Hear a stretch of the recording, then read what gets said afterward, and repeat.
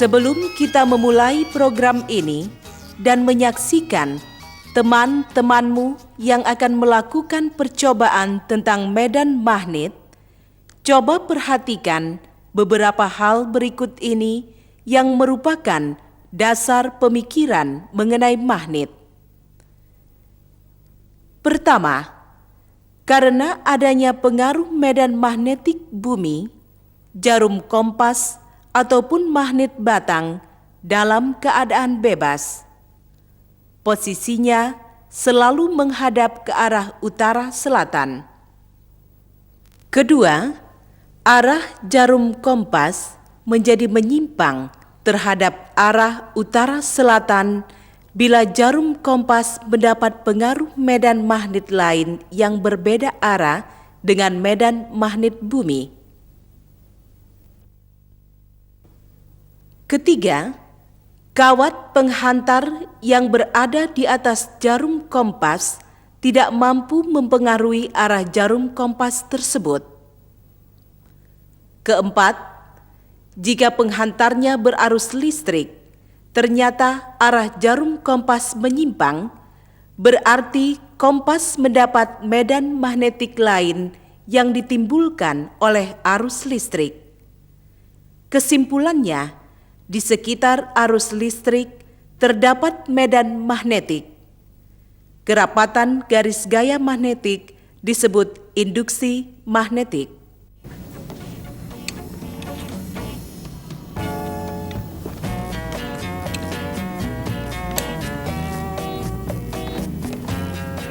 Coba tutup skaklarnya, kita mau melihat arah menyimpangnya jarum kompas.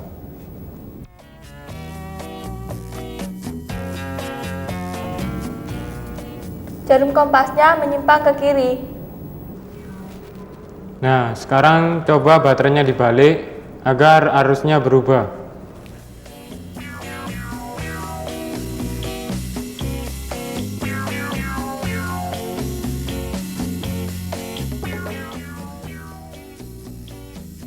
Kalau arah arusnya dibalik, arah menyimpangnya jarum kompas juga berubah. Jadi, kalau begitu, arah medan magnetik yang ditimbulkan arus listrik tergantung pada arah arusnya.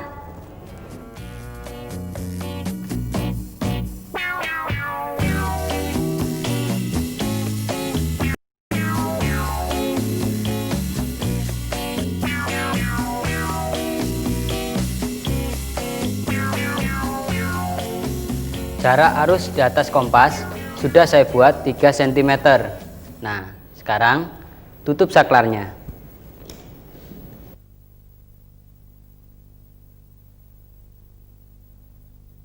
Arah menyimpangnya jarum kompas 15 derajat.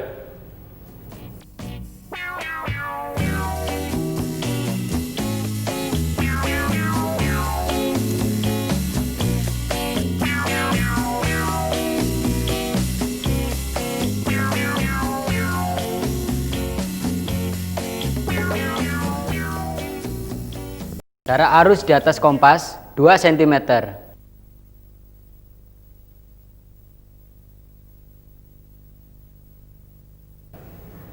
Jarum kompasnya menyimpang 28 derajat.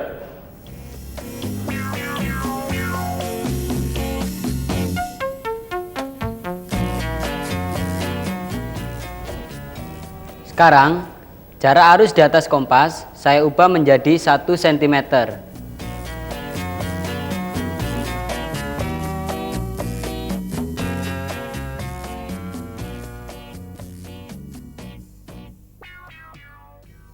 Menyimpangnya jarum kompas 53 derajat.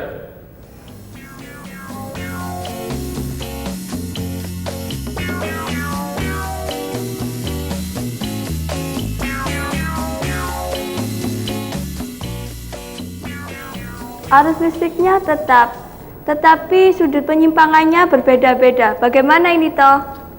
Saya rasa begini, hal ini membuktikan bahwa besar sudut simpang jarum kompas menggambarkan besarnya induksi magnetik yang dihasilkan arus listrik untuk daerah di tempat kompas. Jadi, kalau begitu dapat disimpulkan induksi magnetik di suatu titik berbanding terbalik terhadap jarak titik ke pengantar berarus? Saya belum mengerti. Begini, semakin jauh titik dari pengantar berarus, induksi magnetiknya semakin kecil. Nah, sekarang kita lakukan percobaan berikutnya.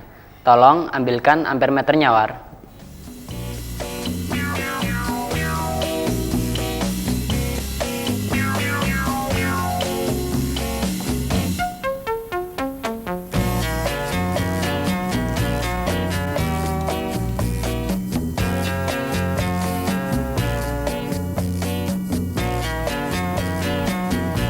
Jarak pengantar berarus terhadap kompas tetap dan arusnya kita buat 0,5 ampere.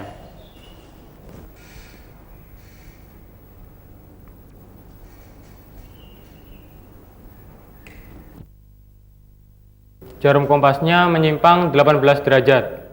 Sekarang arusnya kita buat 1 ampere. Jarum kompasnya menyimpang 32 derajat. Ternyata makin besar arusnya, makin besar sudut simpangnya. Kalau begitu, induksi magnetik di suatu titik berbanding lurus terhadap kuat arusnya. Lalu bagaimana kesimpulan akhirnya, toh? Sebentar.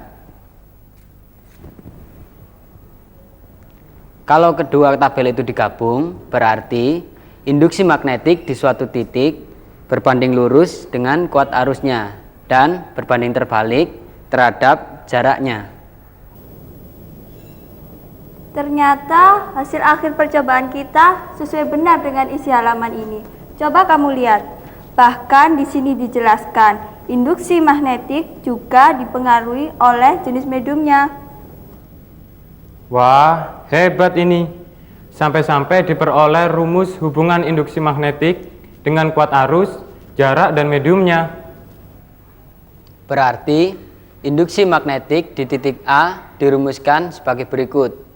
B sama dengan mu kali I dibagi 2pi kali A. Dalam hal ini, B adalah induksi magnetik di titik A. Satuannya Tesla atau Weber per meter persegi. Mu adalah permeabilitas kemagnetan medium. Untuk udara atau ruang hampa sama dengan 4pi kali 10 pangkat min 7 Weber per ampere meter. I adalah kuat arus, satuannya ampere. A adalah jarak titik A ke arus, satuannya meter. Anak-anak, adanya medan magnetik dapat diperlihatkan dengan bantuan serbuk besi. Coba perhatikan. Juli, tolong.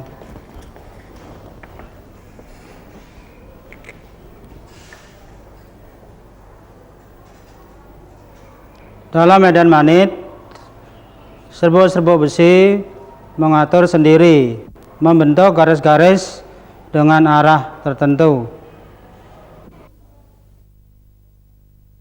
Garis-garis yang timbul dalam medan magnetik disebut garis gaya magnetik. Garis medan memiliki arah meninggalkan kutub utara menuju kutub selatan magnet.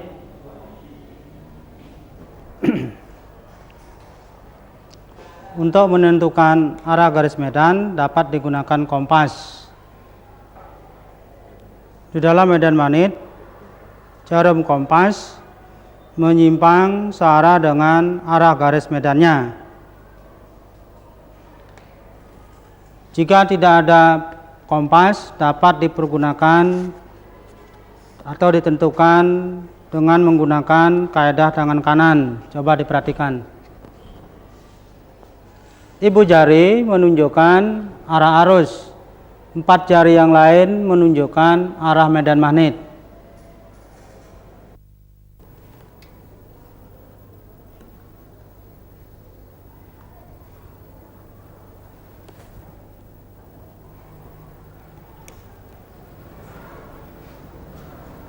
Wah, jarum kompasnya menyimpang cukup besar ya.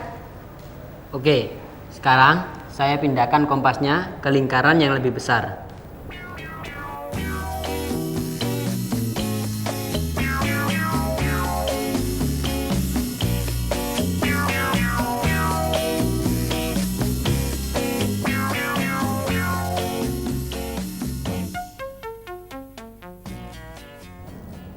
Jarum kompasnya menyimpang sedikit. Kalau begitu, makin besar jari-jari lingkarannya, makin kecil induksi magnetik di pusat lingkaran. Ya, induksi magnetik di pusat lingkaran arus berbanding terbalik dengan jari-jari lingkarannya.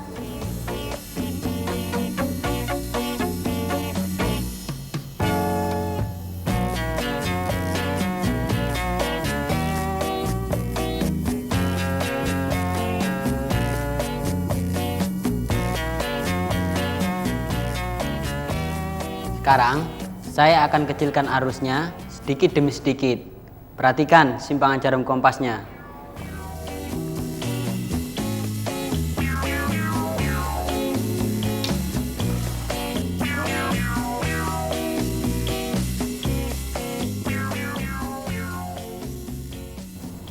Menyimpangnya jarum kompas besar.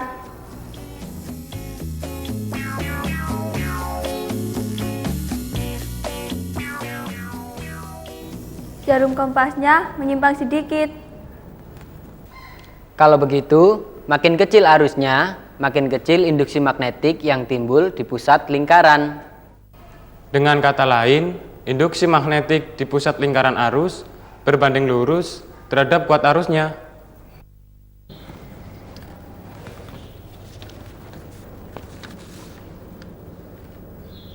Menurut buku ini, ternyata induksi magnetik tidak hanya dipengaruhi kuat arus dan jari-jarinya, tetapi juga oleh jenis mediumnya. Bahkan di sini sampai ditemukan perumusan induksi magnetik. B sama dengan mu kali I dibagi 2A dengan ketentuan sebagai berikut. B adalah induksi magnetik di pusat lingkaran arus dalam Weber per meter persegi. Mu adalah permeabilitas kemagnetan dari medium dalam Weber per ampere meter. I adalah kuat arus dalam ampere meter. A adalah jari-jari lingkaran arus dalam meter.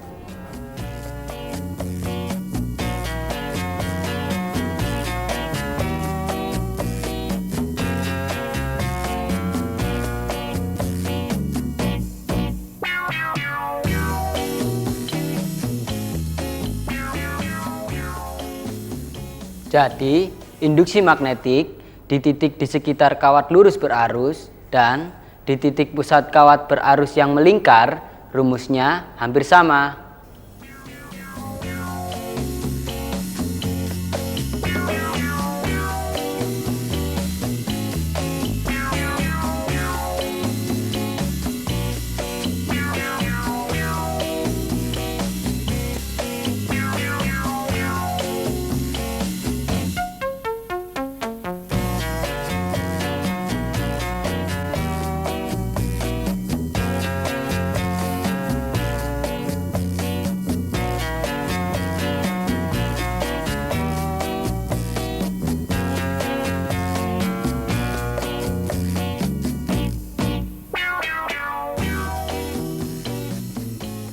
Sekarang, saya akan geser tombol rostat ini agar arusnya bertambah besar.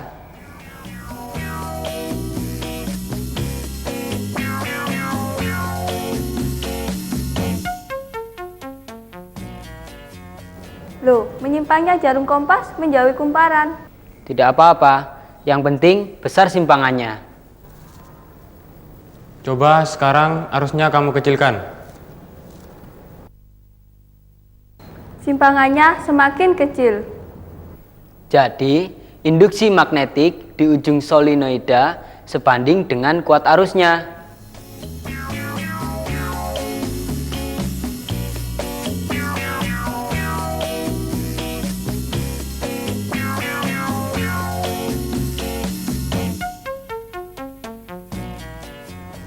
Jarum kompasnya menyimpang sedikit. Sekarang solenoida akan kita ganti dengan kumparan yang lebih banyak lilitannya.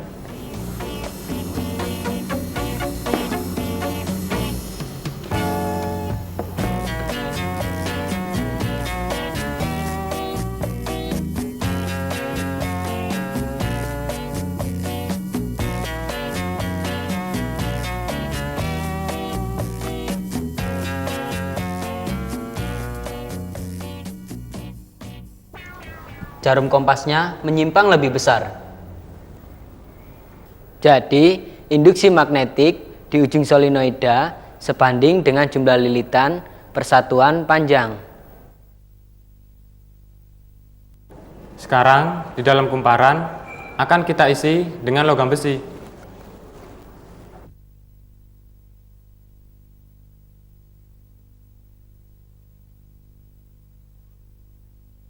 Wah, menyimpangnya jarum kompas cukup besar. Kalau begitu, induksi magnetik di ujung solenoida dipengaruhi jenis bahan medium di dalam solenoida. Sebentar, saya lihatnya. Ternyata hasil penelitian kita tepat sekali, persis dengan yang terdapat di buku ini. Di sini diperoleh perumusan induksi magnetik yang diturunkan secara matematika. Untuk di ujung solenoida, B sama dengan setengah dikali mu kali I kali N dibagi L. Untuk di tengah-tengah solenoida, B sama dengan mu kali I kali N dibagi L. Mu adalah permeabilitas kemagnetan medium dalam Weber per ampere meter. I adalah kuat arus dalam ampere. N adalah jumlah lilitan pada solenoida. L adalah panjang solenoida dalam meter. Untuk arah medannya menggunakan aturan genggaman tangan kanan. Setiap benda magnet dapat menarik benda-benda ferromagnetik seperti besi, baja, dan lain sebagainya. Paku yang sudah dililiti kawat tembaga dapat berfungsi sebagai magnet apabila dialiri arus listrik. Di sini paku berfungsi sebagai inti solenoida. Jadi solenoida yang berarus listrik berfungsi sebagai magnet batang.